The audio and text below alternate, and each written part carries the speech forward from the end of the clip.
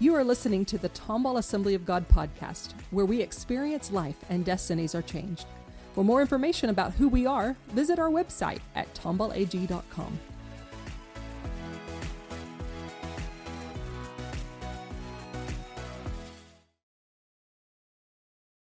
Tonight, it's time for us to understand the power of the spoken word. The power of a spoken word. When words are spoken under the right direction, the words of our Father are spoken by sons of God. They are powerful and they are very much effective.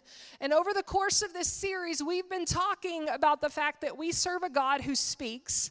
And because we were made in His image, we were made as spirits in the image of God. Those characteristics, that speaking characteristic, is not just solely unto our Father, but it is actually given to us as well. And tonight, we're going to spend time looking at a story in the Bible in which there is great effect that comes at the speaking of words, okay? And if you are not familiar with the story in Joshua chapter 6 about a city by the name of Jericho and a leader by the name of Joshua who takes people and at God's spoken word decides that they're going to believe God and do what He says, and thus they're going to see the impact that it has on this city. If you're not familiar with that, then tonight's your night that you're actually going to get to know all about those things, okay? And so tonight I want to encourage you that there's some Bibles that are on your table. Or I want to encourage you to look it up on your phone or even in your own Bible. But I want to encourage you to turn in your Bible and to look at the passage. And it's going to be in Joshua chapter 6. Okay?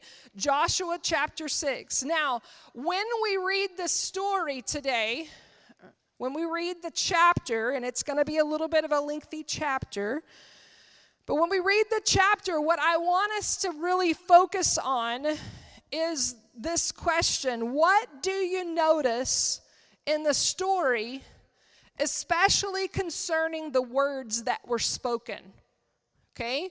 Now, I know that many of us have heard this story, and we know that there was some marching, and there was some walls that came down, and all of that's going to be very important.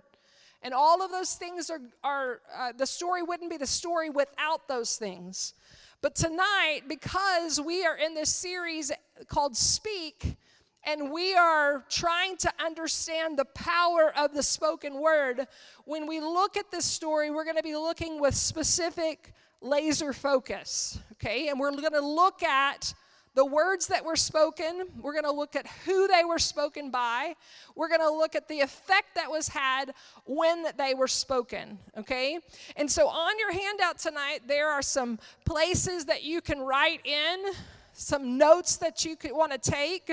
If you have your own Bible, you could underline things. If you have one of our Bibles, don't underline yet, okay? Unless you want to take that Bible home with you. And then you can. You're welcome to do that, all right? Okay? But we're going to read this story, and then we're going to talk about, because I'm going to get some feedback from you guys in just a moment, we're going to talk about these words that were spoken. So Joshua chapter 6, starting at verse 1, says, "Now Jericho was strongly fortified because of the Israelites, no one leaving or entering. The Lord said to Joshua, 'Look, I have handed Jericho, its king, and its best soldiers over to you. March around the city with all the men of war, circling the city one time. Do this for 6 days. Have 7 priests carrying 7 ram's horns trumpet in front of the ark. But on the 7th day, march around the city 7 times while the priests blow the ram's horn. When there is a prolonged blast of the horn and you hear its sound, have all the troops give a mighty shout. Then the city wall will collapse and the troops will advance, each man straight ahead. Verse 6, so Joshua, son of Nun, summoned the priests and said to them, take up the ark of the covenant and have 7 priests carrying 7 ram's horns in front of the ark of the Lord. He said to the troops, move forward, march around the city, and have the armed men go ahead of the ark of the Lord. After Joshua had spoken to the troops, 7 priests carrying 7 ram's horns before the Lord moved forward and blew the ram's horn.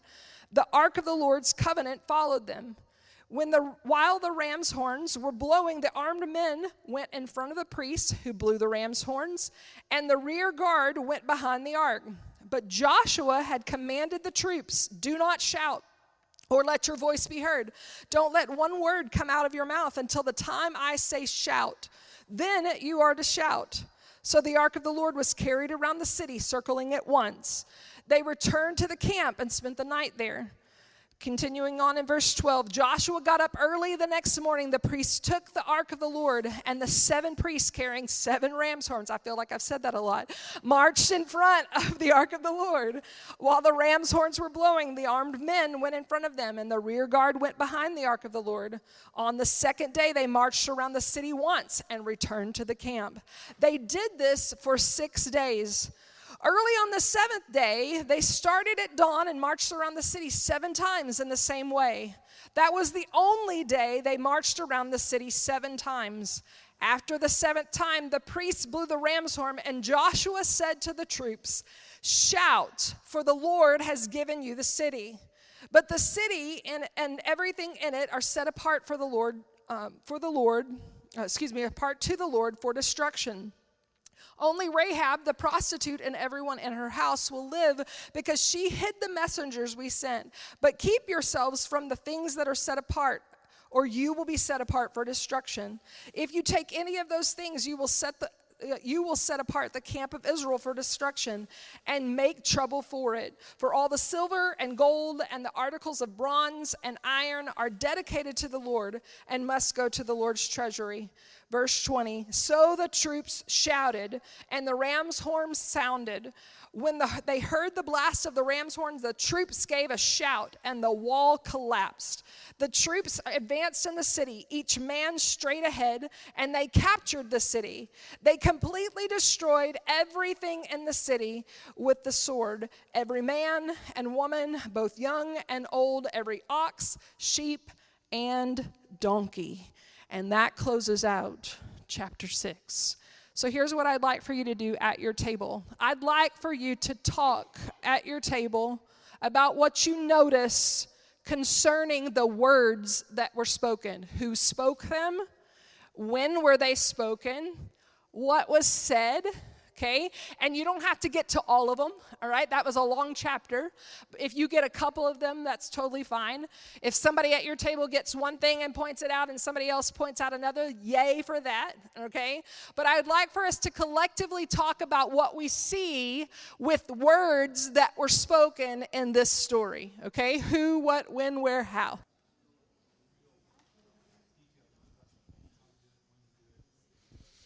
Okay. So I want to hear from you. I want to hear just when we kind of point to your table, I want to know just one thing about a spoken word or the words that were spoken in this story. What did you notice, okay? Because I know that some of you noticed like 10 things, which is totally great, okay?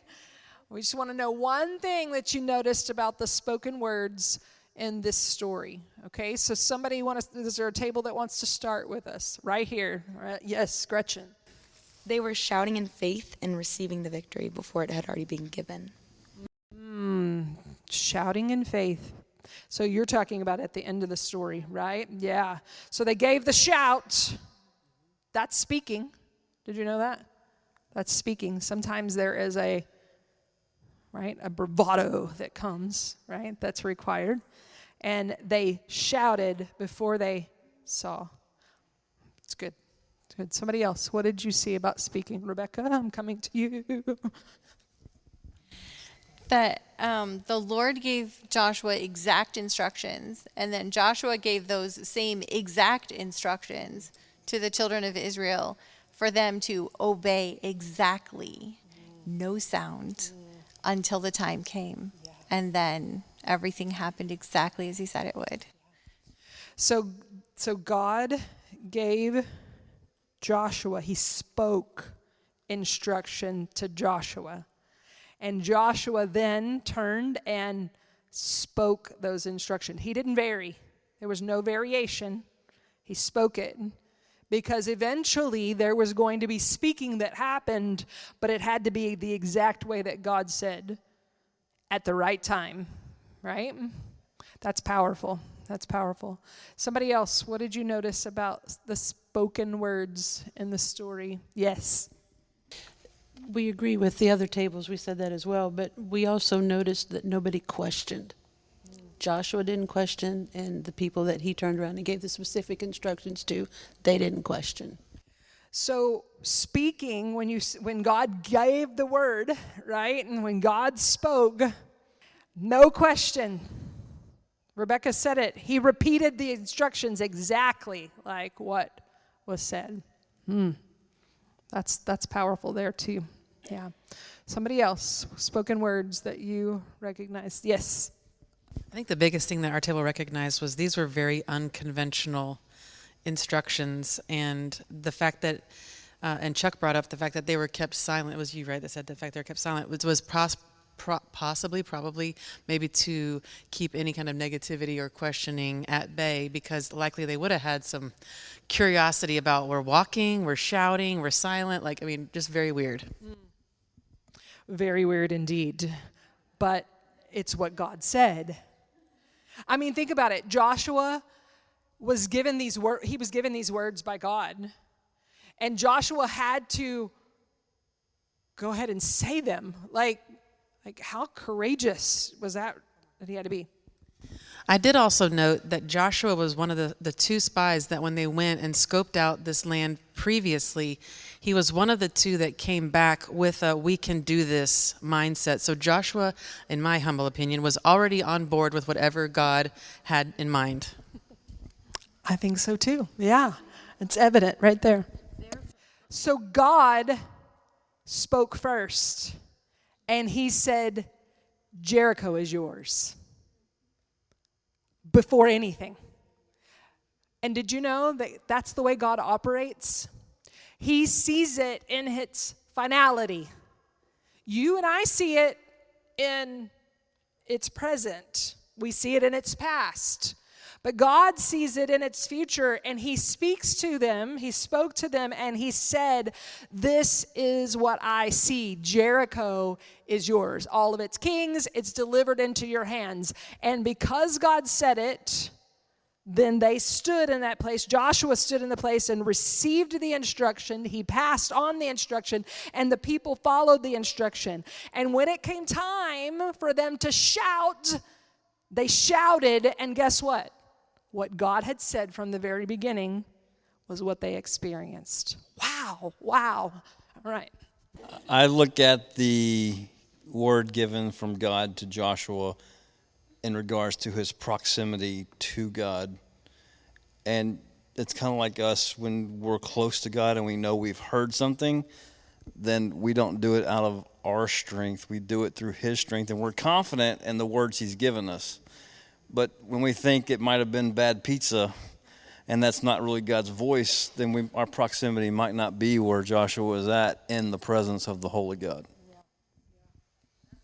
So you can hear a spoken word a lot better when you're in close proximity with God.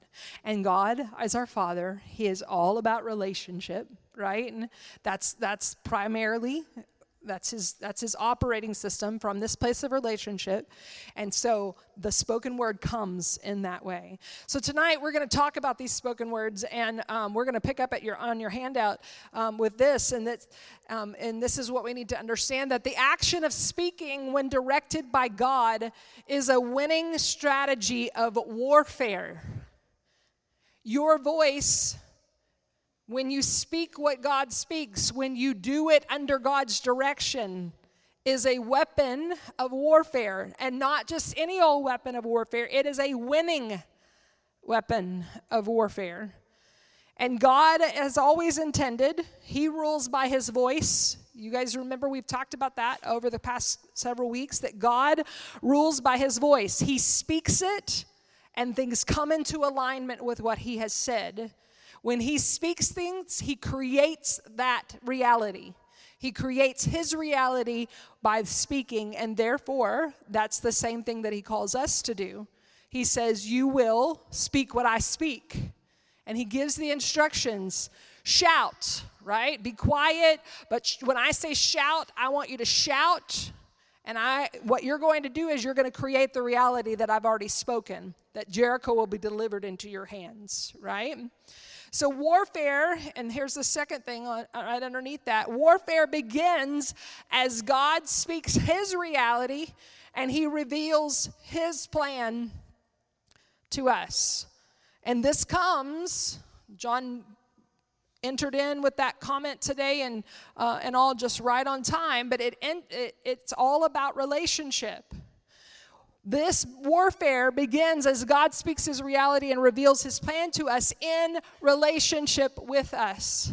God is ever beckoning us near, and he says, we're going to do this life together. That's what you were made for.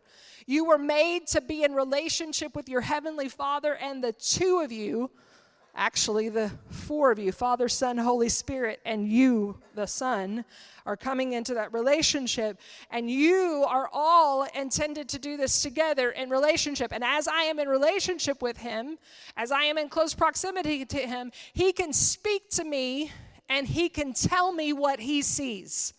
And we've been on a journey and understanding that we hear the Father. He's the shepherd. I am his sheep. I know his voice. But I have to stay close to him, and I have to understand that close proximity is going to breed familiarity. I'm going to recognize his voice. I'm going to be able to hear him, because guess what? He wants to share his strategy with you. He wants you to be victorious. He wants you to advance. He wants your life to advance. He wants you to advance into territories that he is opening up, that he wants you to claim as his territory. But we have to understand that this warfare, this strategy starts as I hear him and as he reveals. Not I dreamed up all the things to say. And I'll just be honest with you, I've been there. I've done that. I've dreamed up all the things that I was going to say. Right? But God says, shoot. I'm going to start this. And this is going to come from the top down. Right? I'm going to give you my word. I'm going to reveal my plans. I'm going to reveal my realities. I'm going to speak to it. And it's not you determine what the reality is by looking at it. It's you determine what the reality is by hearing what I say about it. And I just want to say that over us here is that that's the maturing that the Father wants to bring us to. That I'm not swayed by what I see. I am steadfast because I know what my Father has said. So warfare begins as God speaks this reality and reveals his plan to us. Psalm 32:8 says this, I will instruct you and show you the way to go. With my eye on you, I will give you counsel. Joshua was not outside of God's sight. The children of Israel were not outside of God's sight. He had his eye on them, and he was giving counsel, right? And as they were opening up their ears and as they were opening up and listening, this is what the Father has had for them and he has for us. God our Father promises to give us strategy for living this life, instruction and counsel as he speaks to us. In this case, the wartime strategy started when God spoke to Joshua. He gave him some strange words. We talked about that. He gave him some strange words. He says, I've handed Jericho, its king, and its best soldiers over to you. Now, the reality was that was a big, monumentous city that was in front of them, and it looked like it was occupied by the enemy. But God began his wartime strategy. He began his warfare by speaking the words. God spoke his truth. In the midst of Joshua's physical reality, he spoke the truth that what he saw.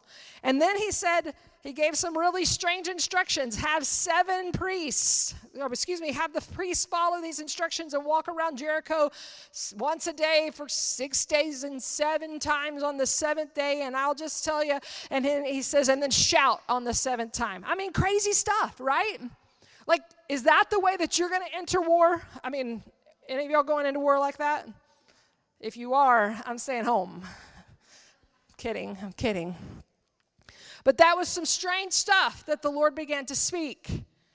But Joshua was within listening ear, right? And at this point, Joshua had a choice. He could keep these crazy words to himself. Any of you ever had words from the Lord and you're like, ooh, I'm not sure I need to share that. I'm not sure. People are going to look at me crazy. I say it all the time. They're looking at me like I got a third eye. And the Lord's like, you're with me. It's okay. It's okay. Right? But Joshua had a choice. He could keep the crazy words to himself, or he could do as God said. He could speak them. And he did, because he believed the God who had spoken these words to him. And I'm just going to tell you that where we're going with the Lord, where we're going and the territories that he's going to march us into, gone are the days where we can just be wishy-washy with our belief of God. I'm telling you, gone are the days. Because if you don't believe him, you won't go with him. And I'm just going to tell you that's not the way of our Father. Our Father says, I gotta have a people that will believe me. And Joshua was showing that. I believe God, because that's the only reason that you would speak those crazy words, is that you knew it was from your God. You had a relationship that proved that, and that you believed him. So here's the next thing on the handout, and it's this, that our belief of God's words marks our entry into the battle. When you say, God, I believe you, God, I trust you, you are no longer on the sidelines any longer, but you are now entering in. And sons of God, I just want you to know that's where God had you. You were never intended to be sideline bench warmers. You were intended to be in the battle. You're intended to be fighting. You're intended to be on the front lines, pushing forward. You are light. And God is intending that light goes into the darkness and goes out and is what it has always been intended to be. But it starts in this place of belief. Belief, if you were to replace it, is the word trust. Like, I trust you, God. You know what, Joshua, I mean, I'm telling you, they're marching up to the city. God has told them this is the way to victory. And if you don't believe God and you don't trust God, then you are a fool that's walking up there, because you are just walking into enemy territory, right? But the only way that you can march with confidence, the only way that you can speak what God says, is that you would believe him. And that's our entry place. That's where we say, I'm coming in. God, I may not understand your words. I don't understand it, but I'm trusting you. It says it this way in Proverbs 3:5. It says, trust in the Lord with all your heart and do not rely on your own understanding. Sons of God, I just want to encourage us that there's going to be a lot of stuff we don't understand. His ways are way higher than my ways. His mind is, light years ahead. Remember, he sees things from like this 100,000-foot view, right? He sees the beginning and the end, and he sees all the in-between. And guess where we're looking? We're looking through that little knot hole that's in that picket fence, that privacy fence. And I can see that little bitty narrow portion. But God sees it from beginning and he sees it to end. And here's what he says. He says, trust in me. Don't lean on your own understanding. Your understanding is finite. God's understanding is infinite, right? He says, don't rely on the things that you know and the things that you see and the things that you've done. All of those things, he says, I have things, I have plans, I have places, I have ways, all of those things. And you can't even wrap your mind around them, but you can wrap your mind around me. And you can put your trust in me. And you can trust that I have all of that figured out. And this is the place, y'all. This is it. Trusting in the Lord. This is what it looks like, that our belief of God and our entry into the battle. Joshua shared the instructions with the priests because he believed God. He believed the God who spoke them. Remember the instructions from God as Joshua came to leadership after Moses? What did he tell him? It's in yellow right here. Say it with me. Be strong and courageous. Oh, we got to say it a lot better than that. Be strong and courageous. Sometimes I think that strong and courageous is this, like, whoo. Okay, I'll do it again. Whoo. I think it's like this big punch. I think it's doing mighty things. You know what the strongest and courageous that you are probably ever going to be? Is standing, knowing that you've heard God, and having to step out there and defend that. Think about the children of Israel when they were about to cross over into the promised land, way before Jericho. And it says that God told them that they were going to take that land. That was theirs. And Joshua says, okay, get people ready. Get them ready. Get them ready. God said, consecrate yourself, right? Because tomorrow I'm going to do amazing things among you. And it says that they had to cross this river called Jordan. And the river called Jordan was at flood stage.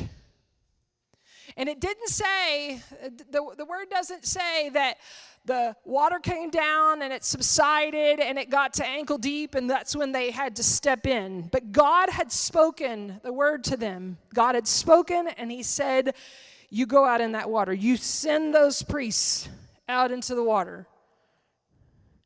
The water didn't start receding. We all know the story. I love reading stories and getting to the end of the story and go, whew, I'm glad that all worked out, right? And now I have such great faith because I know what the story was. But they were in the middle of it. They heard what God said. They heard what God said. God spoke and he said, step out in that water.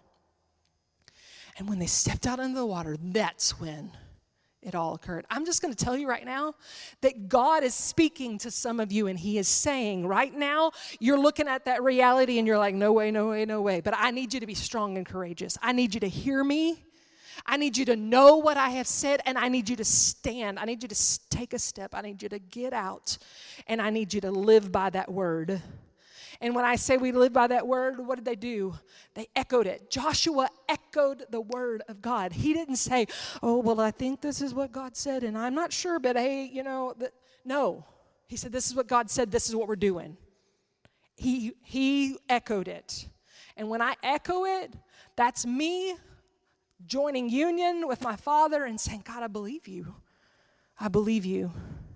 And that kind of belief gets you to promises that God has spoken. And too many of us, the promises have evaded us. And it's not because the promises aren't ours. God spoke them. It's because our belief hasn't matched up. And we haven't started to echo with our voice. I want to encourage you. This is the word. Be strong and courageous. He says it several times. Be strong and very courageous. And that's the word for us tonight. All right, so going on. So in the war, God will direct our voice. Okay, so we're talking about how the speaking is a winning strategy of warfare. And in the war, God will direct our voice. God gave Joshua words to share with the leadership.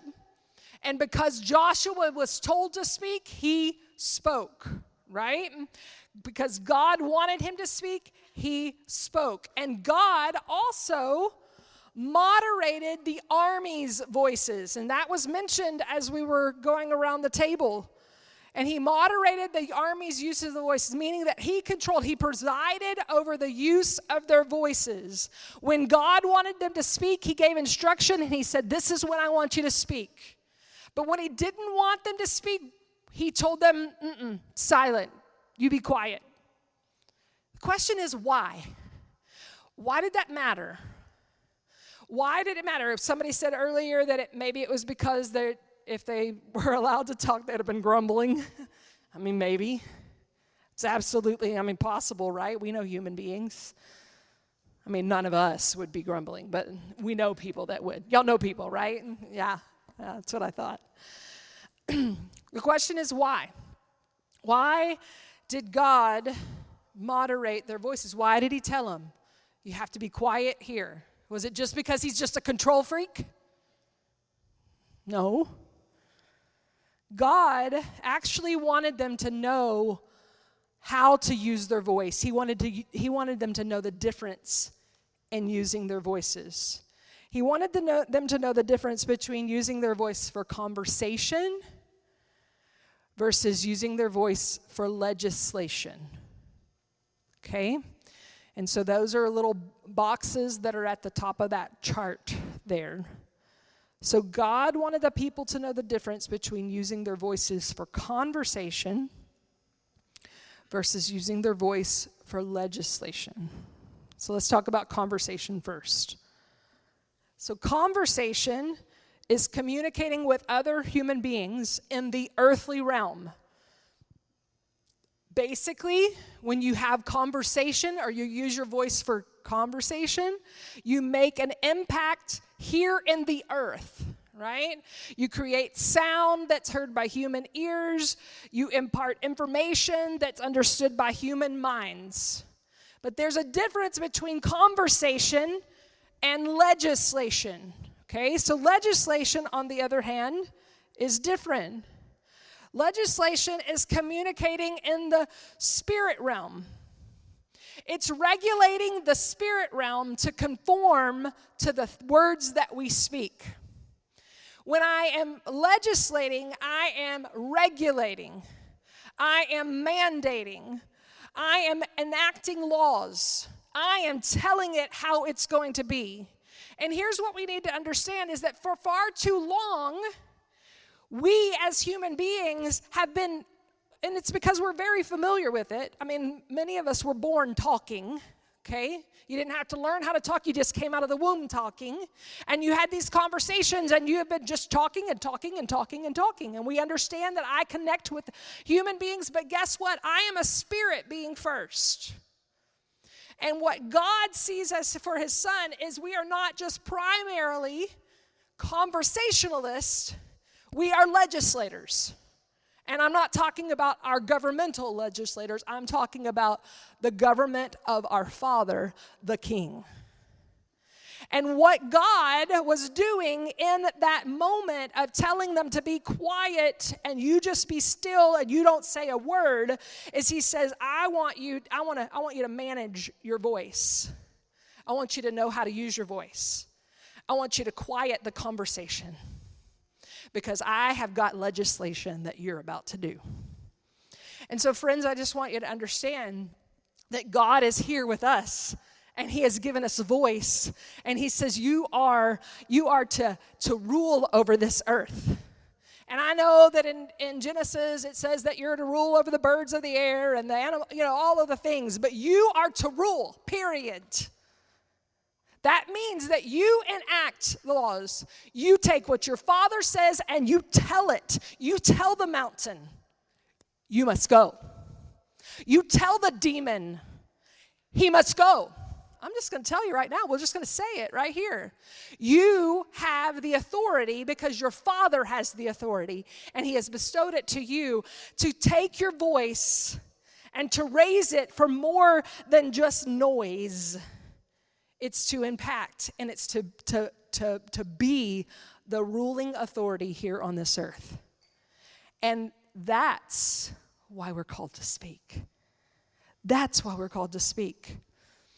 So, conversation versus legislation.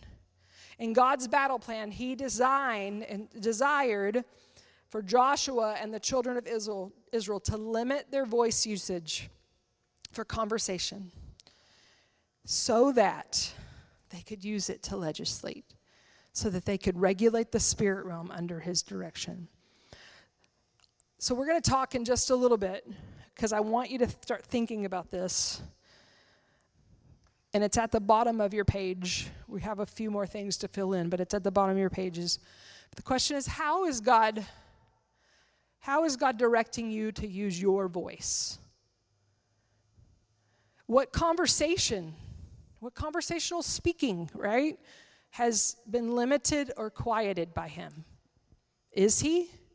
Because I'm just going to tell you that God is still the same God that was regulating that conversation, regulating their voices in that battle. He was regulating their voices in that battle, and it's none the different today. He's regulating ours.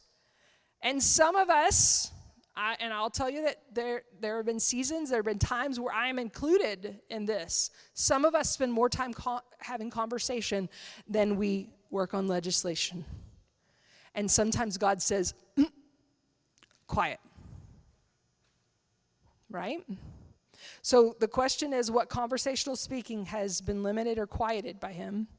And then what legislative speaking has he been calling you into? What is he talking to you about? What is he speaking to you about and calling you to speak? Okay? So here's what we need to know, and this is continuing on your handout, is that victory will come as we speak words of power at the direction of our Father. As sons of God, we have the right to operate in the full authority and power of God, our Father. We've said that. And when we speak what our Father speaks, we're legislating. We're declaring his kingdom, his rulership on the earth. And as a result, we make an impact by bringing down principalities and powers that oppose God in the spirit realm. Did you know that there are principalities and powers that oppose God in the spirit realm? Did you know that? If you didn't know it, you know it now. And if you didn't know it, and now you know it, guess what? Now you got to do something about it. You're invited to do something about it. It's exciting. Because I can take the opposition, and I can take those principalities and powers that are coming against my children, and I can tell them, you must go. I can talk to them, this is my favorite, I can talk to them about what Jesus did to them on the cross. Because y'all don't get near excited about that. I'm just going to tell you what Jesus did. Y'all know what Jesus did on the cross? He won. He whooped them. He took care of it. I mean, he made a public spectacle. Yeah. Like, shame on you for ever thinking that you could come against our God. But guess what those principalities and powers do? They think they can come back. They think they can fool me, Son of God. They think that they have a right to what is mine. I'm just going to tell you, my household is mine. This church is mine. Did you know that this city of Tomball is mine? Because I am a daughter of the King. My Father owns it all. And so guess what? I'm no longer going to sit back and kick back and go, well, I hope somebody does something about that. Or twiddle my thumbs or bite my fingernails or all of the things of like, oh my goodness, what are we going to do? No, I know what to do. My Father has been building this voice, and he has given me truth. And this truth is what I speak, and he's telling me who I am. I am powerful. You are powerful. We got to start taking this into our hands, and we got to start standing. We got to do what Joshua did. We got to start speaking what our Father speaks. We got to start first. I got to believe it. I got to enter the war. I got to believe what my Father has spoken. I got to take what my Father has spoken, and I got to begin to speak it. I got to quiet all the other stuff that he's not telling me to. And when he says shout, I got to shout. And I got to believe that when I shout, when I do the things that he says, that the realities that he has spoken, that they will come to be. I'm going to just tell you that you are powerful people. But you got to start acting powerful. We got to start walking in that.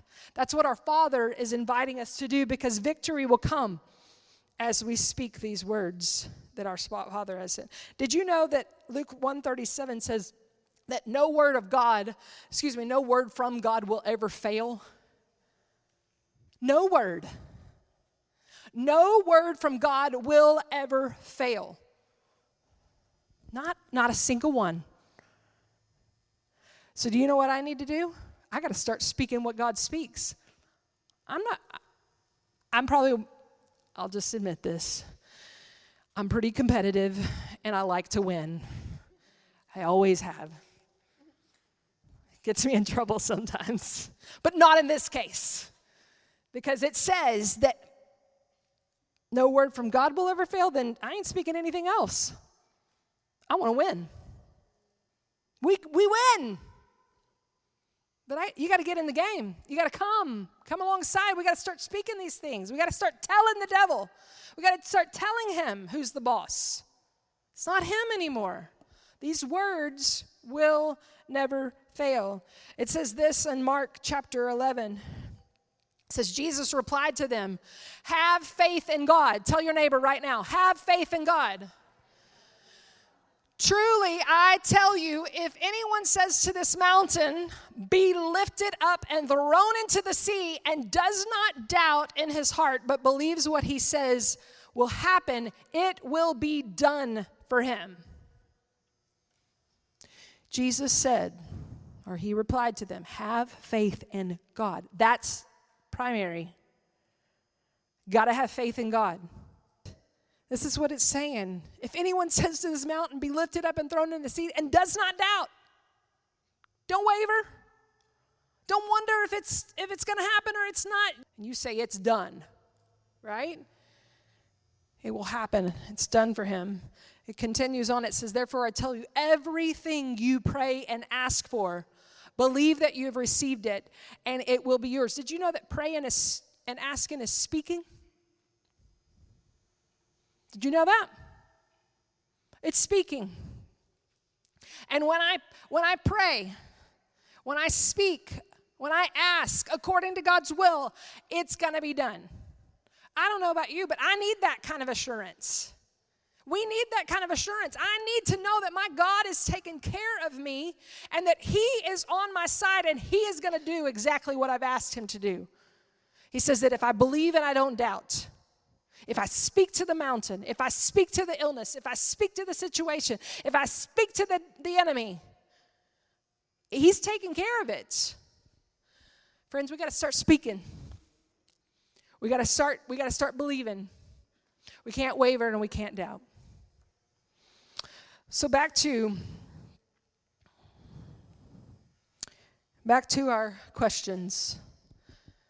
How is God directing you to use your voice? And I know that these are on your handout, and I know that, you know what, you're going to have conversations with God maybe even later, but I really want us to focus on this because I believe that the Lord has led us to this right now.